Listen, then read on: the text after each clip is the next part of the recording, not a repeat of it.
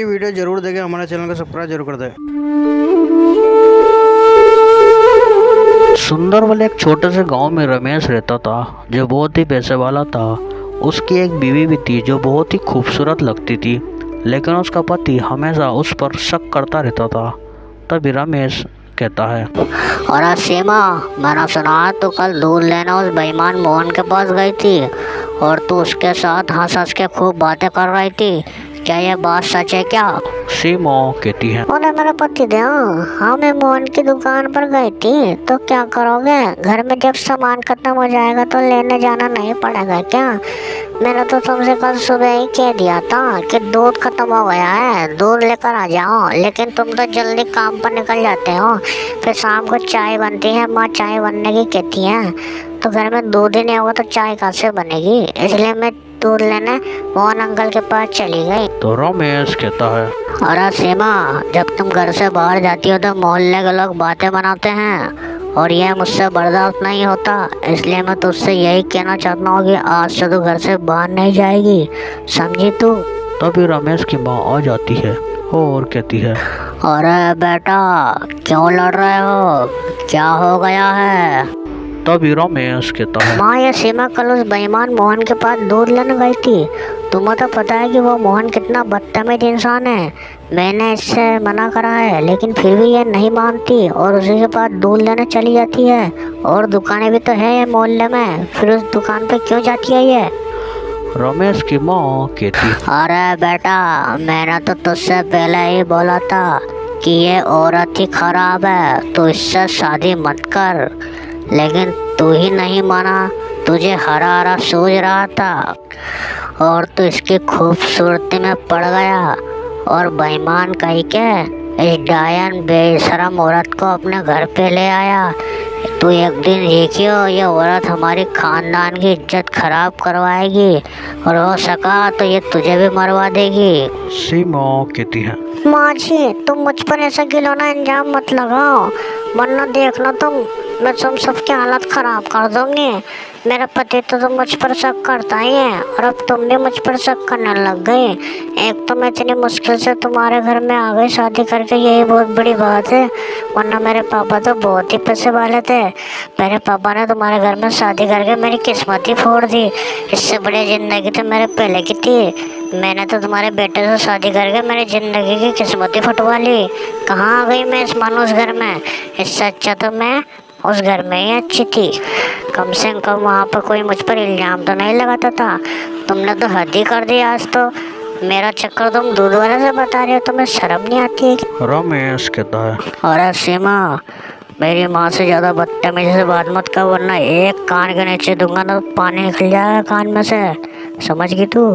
आज के बाद तू घर से बाहर नहीं जाएगी। माँ, तू इसको घर से बाहर मत जाना देना, वरना देखना तुम हालत ख़राब कर दूंगा मैं। चलो अब मैं जा रहा हूँ। और ये कहकर रमेश अपने काम पर निकल जाता है। और इधर मोहन दूध वाला कहता है, अरे यार, आज तो दूध ही नहीं बिका साला। पहले तो दूध फट से बिक जाया करता था, लेकिन अब तो दूध बिकना बहुत मुश्किल हो गया। पहले तो 10 किलो दूध लाता तो लाइन लग जाया करती थी। क्या मोहन भाई, हमें दो हमें दो। साला अब तो दूध ही नहीं बिक रहा, क्या बात हो गई? हरीश कहता है, अरे मोहन भाई, पहले तो तुम दूध में पानी नहीं मिलाते थे, लेकिन अब तो तुमने पानी मिला मिला के हद ही तोड़ दी। पहले तुम दूध में 1 किलो दूध में तुम 200 ग्राम पानी मिलाते थे, अब तो तुम 200 ग्राम दूध के अंदर 1 किलो पानी मिलाते हो, तो कहाँ से तुम्हारे ग्राहक आएंगे? मोहन कहता है, अरे हरीश, मुझे इस धंधे की परवाह नहीं है, क्योंकि मैं सीमा से मोहब्बत करता हूँ। अगर मेरी शादी उसके साथ हो गई तो मैं उसके बाप की दौलत को हथिया सकता हूँ और बहुत बड़ा अमीर इंसान बन सकता हूँ।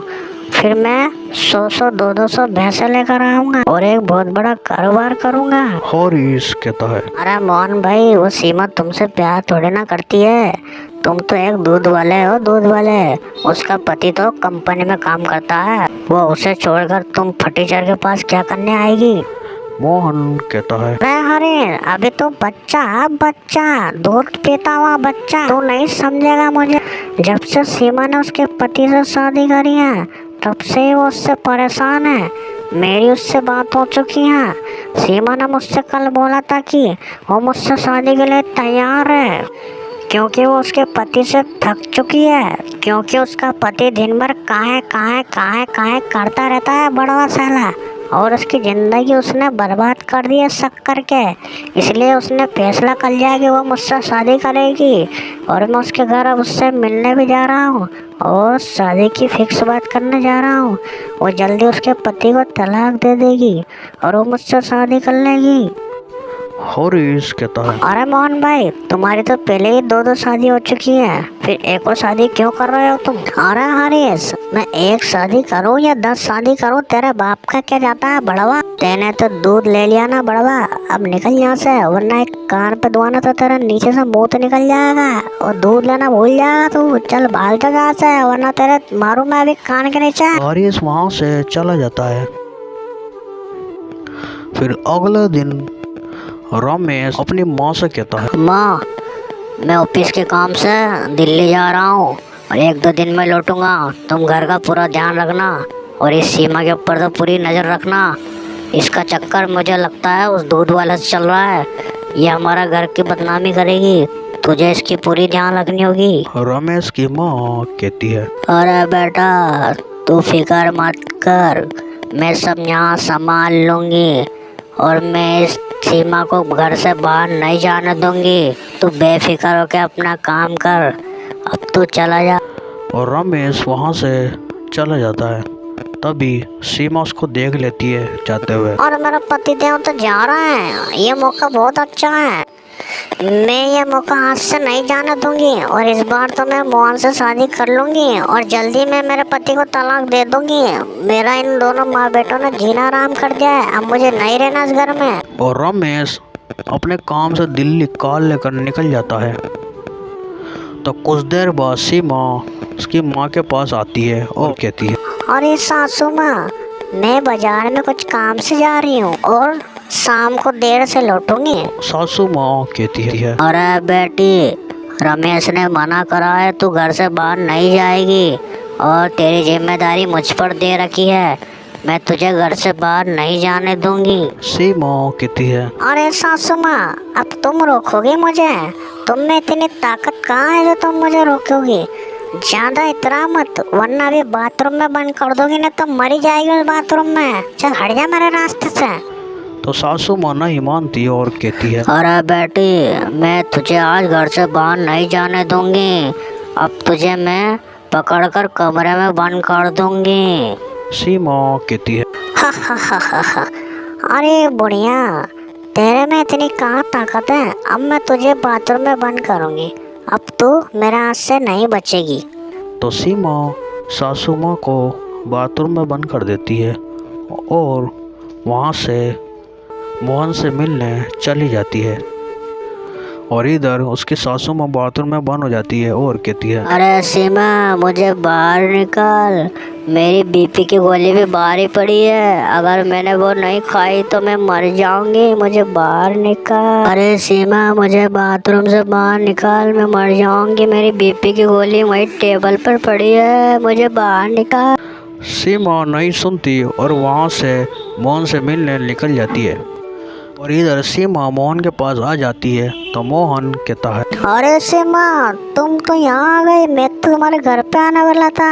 मैंने सुना है तुम्हारा पति बाहर गया है 2 दिन के लिए, वो नहीं आएगा, यही मौका अच्छा है, हमें जल्दी से जल्दी शादी कर लेनी चाहिए। अगर तुम्हारा पति आ गया तो चक्कर पड़ जाएगा, फिर शादी भी नहीं करने देगा हमें। सीमा कहती है, हाँ मोहन जी, तुम सही कहते हो, अब हमें जल्दी से जल्दी शादी कर लेनी चाहिए, चलो शादी कर लेते हैं। फिर मोहन और सीमा मंडप में चले जाते हैं और उनकी शादी हो जाती है।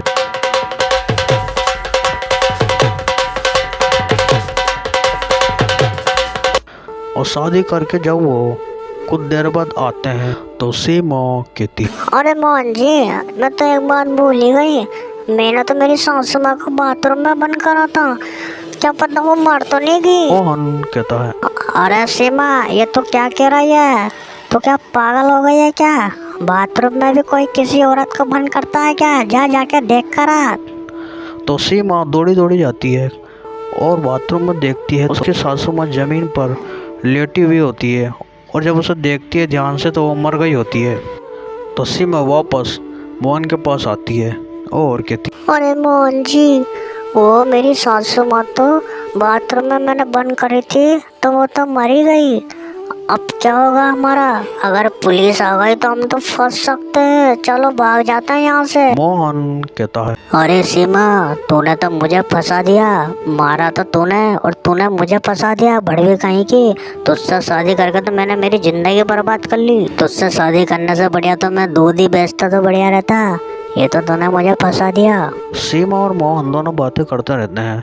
तभी एकदम से वहाँ रमेश आ जाता है और कहता है, अरे सीमा, ये हमारे घर में मोहन क्या कर रहा है और तुमने क्या करा इस घर में? सीमा कहती है, अरे मेरे पति देव, ये मोहन जी तो हमारे घर में दूध देने आए थे और ये अभी चले जाएंगे। तो रमेश सीमा के ऊपर विश्वास नहीं करता और अंदर जाकर देखता है। एकदम से उसकी निगाह उसकी माँ पे पड़ती है, तो वो एकदम पास में जाता है और देखता है कि उसकी माँ नीचे पड़ी है। तो रमेश कहता है, अरे सीमा, तूने तो मेरी माँ को मार दिया जल्लाद औरत। आज तो मेरे हाथों से नहीं बची। मैं तुझे और इस मोहन को जेल में डलवा कर रहूंगा। मैं तुम दोनों को जेल में उम्र कैद की सजा दिलवाऊंगा।